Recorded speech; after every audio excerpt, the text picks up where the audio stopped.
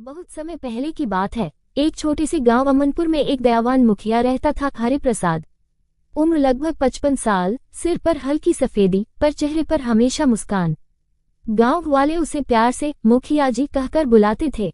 वह न सिर्फ गांव का नेतृत्व करता था, बल्कि हर व्यक्ति के दुख सुख में भी साथ खड़ा रहता था। अमनपुर खेती बाड़ी पर निर्भर था, लेकिन गांव में अक्सर सूखा पड़ जाता या बाढ़ आ जाती। किसान कर्ज में डूब जाते और कई बार तो खाने तक के लाले पड़ जाते। लेकिन हर बार जब कोई संकट आता, हरिप्रसाद सबसे पहले लोगों की मदद के लिए सामने खड़ा होता। हरिप्रसाद का मानना था कि गांव का असली विकास तभी होता है जब सबसे गरीब आदमी भी पेट भरकर सो सके। इसलिए वह हर किसी की समस्या को अपनी समझता था। एक साल अमनपुर में बहुत तेज बारिश हुई। बारिश इतनी हुई कि नदी का पानी गांव में घुस गया। कई घर ढह गए, खेतों में पानी भर गया और अनाज भीगकर सड़ गया। गांव वाले परेशान थे, मदद के लिए कोई रास्ता नहीं दिख रहा था। तभी हरिप्रसाद ने पंचायत बुलाए और कहा, हम सबको मिलकर काम करना होगा। ये वक्त एक दूसरे पर उंगली उठाने का नहीं, एक दूसरे का हाथ पकड़ने का है। वह खुद सबसे पहले अपने घर का अनाज और कपड़े लेकर बाहर निकला और कहा, जिसके पास जो है वह दूसरों के साथ बांटे। हरिप्रसाद ने गांव के मंदिर को अस्थायी राहत केंद्र बना दिया। बच्चों, बुजुर्गों और महिलाओं को वहां सुरक्षित रखा गया। उसने शहर से डॉक्टर और दवाइयों की व्यवस्था करवाई। इसके लिए उसने अपने जमीन का एक हिस्सा बेच दिया, लेकिन गांव वालों को इसका कभी एहसास नहीं होने दिया। कुछ दिन बाद सरकारी अफसर गांव में पहुंचे। उन्होंने गांव की हालत देखी और हरिप्रसाद की तारीफ करते हुए कहा, ऐसे मुखिया हर गांव में होने चाहिए, सिर्फ आपदा में ही नहीं। हरिप्रसाद ने गांव के भविष्य के लिए भी कदम उठाए। गांव में एक भी पक्की स्कूल नहीं थी। लड़कियां तो दूर, लड़के भी मुश्किल से पढ़ाई कर पाते थे।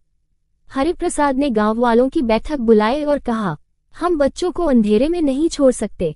हमें एक स्कूल बनाना होगा और मैं खुद उसकी नींव रखूंगा। उसने पंचायत की जमीन पर स्कूल की शुरुआत की और अपने पुराने घर को स्कूल भवन बना दिया। खुद कई बार बच्चों को पढ़ाता भी था। धीरे धीरे वहां से बच्चे पढ़कर शहर जाने लगे, नौकरी करने लगे और गांव का नाम रोशन करने लगे। कुछ वर्षों बाद गांव में महामारी फैली। लोग बीमार पड़ने लगे। दवा और डॉक्टर की कमी से हालत बिगड़ने लगी। लोग डर के मारे अपने ही बीमार परिजन से दूरी बनाने लगे। हरिप्रसाद ने फिर मोर्चा संभाला। दिन रात लोगों की सेवा में लगा रहा। उसने शहर से मेडिकल कैंप बुलवाया, घर घर जाकर जांच करवाए और जरूरतमंदों को इलाज दिलवाया। इस दौरान वह खुद भी बीमार पड़ गया, लेकिन उसने इलाज से पहले ये कहा, पहले गांव वालों को देखो, फिर मुझे। हरिप्रसाद की मेहनत रंग लाए। गांव धीरे धीरे बीमारी से उबर गया। लोग फिर से खेतों में लौटने लगे, बच्चे स्कूल जाने लगे और अमनपुर दोबारा हंसने लगा। लेकिन कुछ महीने बाद एक सुबह खबर आई कि हरिप्रसाद अब इस दुनिया में नहीं रहा। गांव शोक में डूब गया। हर किसी की आंखों में आंसू थे, क्योंकि वह सिर्फ मुखिया नहीं, परिवार जैसा था। गांव वालों ने मिलकर स्कूल का नाम हरिप्रसाद विद्या मंदिर रखा और पंचायत भवन के सामने उसकी एक प्रतिमा लगवाई। आज भी जिंदा है उसका नाम। अमनपुर आज एक विकसित गांव है। सड़कें बनी हैं, स्कूल और अस्पताल हैं और लोग शिक्षित और आत्मनिर्भर हैं।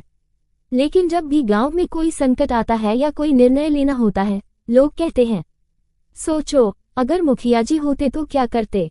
हरिप्रसाद भले ही अब नहीं है, लेकिन उसका प्रेम, उसकी निस्वार्थ सेवा और उसके संस्कार आज भी अमनपुर की आत्मा में बसते। कहानी कैसे लगाया आप लोगों को कमेंट करके जरूर बताना। ऐसे और वीडियो देखने के लिए चैनल